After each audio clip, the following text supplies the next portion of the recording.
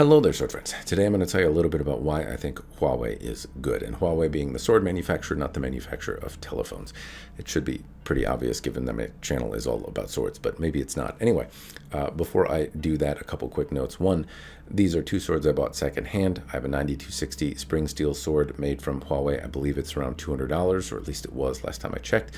And then the differentially hardened blade with the red scabbard is around $250 or $300. I'm a little fuzzy on that one, and I can't check because Huawei's website seems to tell me that it's full of malware and I can't access it. I put it on an exclusion list, but I still can't seem to get to the thing to actually check what's what. But anyway, I'm not going to do a typical review either, which is a little bit more my speed, but I think people are maybe sick of hearing me talk about it. I have reviewed a Huawei katana more thoroughly. I'll link that in the description down below if you want to get a different idea of more thorough thoughts, if this isn't enough talking. But I digress. The point is, I don't really see the point in doing it since most people can't buy these. They're rarely in stock. If they are, they sell out pretty quickly, and they're not common to find in the wild. But if you do, then hopefully this video gives you some information about why I think they do a very solid job. And so that's the aim here. And the punchline is really that they do an excellent job nipping and tucking a lot of the small things that other people tend to ignore or that tend to get missed on other manufacturers. So if I start at the kasha and move up from there, the kasha, the fitting set in general, they're not bad. I don't often see, or I don't know that I've ever seen, like really gaudy, weird amalgamations of fittings on Huawei swords. They tend to either be relatively inexpensive but simple looking, or they tend to import their fittings from a Japanese manufacturer or something like that. But they tend to be relatively subtle, classic themes on Tsukashi designs. Anyway, they look simple, and they generally tend to do the job, and they generally tend to be pretty well made for their price point. The higher up you go, you spend $800 to get something nicer. You spend $200, or kind of the starting point for a sword, you get something that's functional and decent, but not as refined as something in the higher price point. But they are on there, solid. I've trained with both of these swords a reasonable amount. Both of them hold on pretty well. The patinas last a while, and the knots don't stand proud. They're supposed to be pretty even. Huawei makes the handle in such a way where the knots can sit in a better position than most often things do. They're not bunchy around the kasha either. It's tough to do that. It's tough to measure these things correctly so that the handle can be tied in such a way where it just lines up flush and looks really, really even and clean. Huawei does that. They do it consistently, and I don't see that done very often. Handle shapes are also generally pretty good. I haven't seen cracked handles. I haven't seen misshaped handles. I haven't seen them too thin or too bulbous. They generally tend to do the shaping reasonably well. And the Ito also tends to be quite tight. Now, not as tight as like the Evolution blades or the Citadel or the manufacturers that get a lot of adulation in the multi-$1,000 price point, but these are $200 swords, and among $200, $300, $500 swords, they do a much better job than the average bear. I can kind of displace the knots a little bit, but not very much. This is very good performance for Ito in terms of tying on the mass manufacture, mass production realm of things. Could it be a little tighter? Absolutely. But is it expected? No. This is A-level performance in the reproduction sword space. They do an excellent job there, which gives me the assurance that it's going to last a while as a practice tool. It means that I feel a connection to the weapon, that it feels locked in and secure in my hand. The Ito tightness isn't something to really underestimate. It really adds to the overall effect of the sword, and it doesn't feel like it's done by lacquering or anything. It feels like it was just tied right. As I move up to the Fuchi, they line up as you would expect quite well.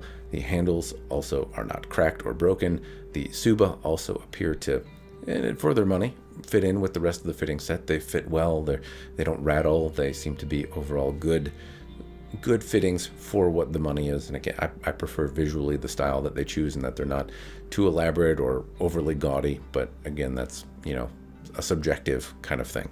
Other things about the scabbards also tend to be nice. They don't have the same profile taper as something from Shadow Dancer or maybe something from Cloudhammer, but they do tend to be shaped well, and they tension well, and they fit reasonably well, and I don't have any problems with them not fitting or being too raspy or getting stuck. They tend to do the job of fitting in the scabbard reasonably well. From there, though, the blade, that's really the part that maybe a lot of people are more interested in. Huawei tends to have better looking Nakago. I haven't bothered undressing these, but you can see it in other videos. They tend to do a better job cleaning up the Nakago and putting this level of attention in the blade on an area that most of their customers probably never see. Beyond that, though, the shaping of the blade, how consistent and clean the shinogi is, the polish tends to be quite good. Now, the really high-end swords don't tend to do the same level of polish as, say, a Zisei or really high-end Shadow Dancer sword. Those tend to be more elaborately polished. And I've also seen better polishes on the $500 Ryan sword recently. So the polish game is really kind of stepping up in some of the other manufacturers, but Huawei is no slouch. The polish that you get on this $300 differentially hardened blade is really, I think, quite handsome. I can make out a lot of detail. It looks clean and smooth and nice. The lines and the shaping of the blade are also very consistent, as well are some of just the little nuances, like the spine. It doesn't taper off one way or the other. Like the point rides up the mune very crisply and straight. The bohees are reasonably well polished. The termination on the bohee as well doesn't just peter off into nothing. It has a really crisp and nice termination on it. And I think that little attention to detail is just something that you don't see. Now, also, there's other little things that are more important. The edge angle is consistent. The bevels all are relatively clean and smooth and nice. It's a really overall well-made sword, and just beyond the level of what you would expect to see at $300, and often has just a little bit more crispness, a little bit more detail, a little bit more attention that some of the other manufacturers tend to put out there. Now, for comparison, I have a through-hardened Surudoi katana from Romance of Men. And I want to preface by saying this is a great sword and something I would also recommend you buy. It's very good. It's $155 on their website. It's not overpriced. It gives you a lot for the money. But by contrast, this is a $200 9260 spring steel katana from Huawei, or at least it was $200 last time I could verify the price. What's different? Well, frankly, I like the swirly Mitsudome fittings on the Surudoi from Romance of Men more. I like the theme overall from Romance of Men just a little bit more.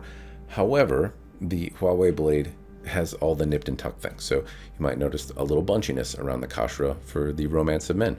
The Romance of Men katana is tight. It's above average tight. It's a better than average representation of good feeling Ito, but it's not as tight as the Huawei. The Huawei is an A-level performance. Romance of Men is getting like a B. It's above average, but not quite at the same level of tightness. The shape of the Huawei blade is a little bit better.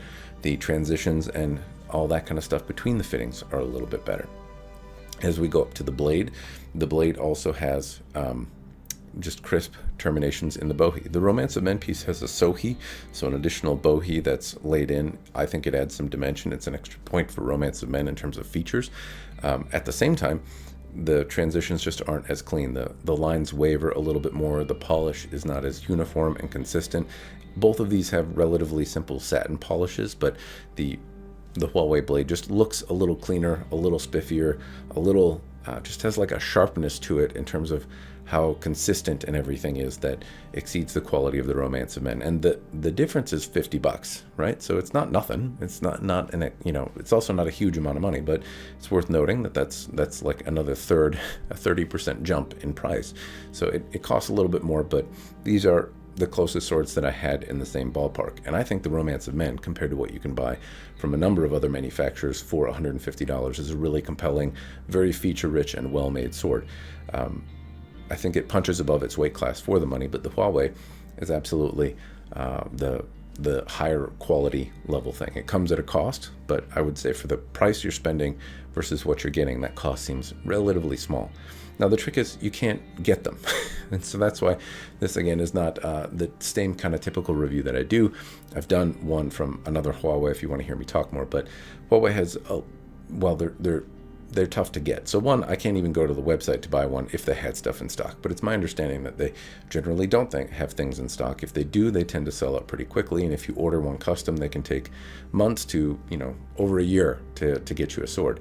Now, my malware thing is tripping. I don't think that they necessarily have malware on their website or that there's some kind of scam, but they do tend to have very, very long queue times, and then on top of that, they also tend to not necessarily have what people might expect from customer service, wherein if you ask where your sword is too many times, they're likely to cancel your order, refund your money, and say, please be on your merry way. Or I don't know that they'll even say that, but they're likely to cancel your order and refund you if you ask too many questions, which is a bit odd. So service is a little low, but the quality is very high, and the price is also very low. So you can kind of have quality, service, and speed, and you get to like pick two. Well, they're not even picking two.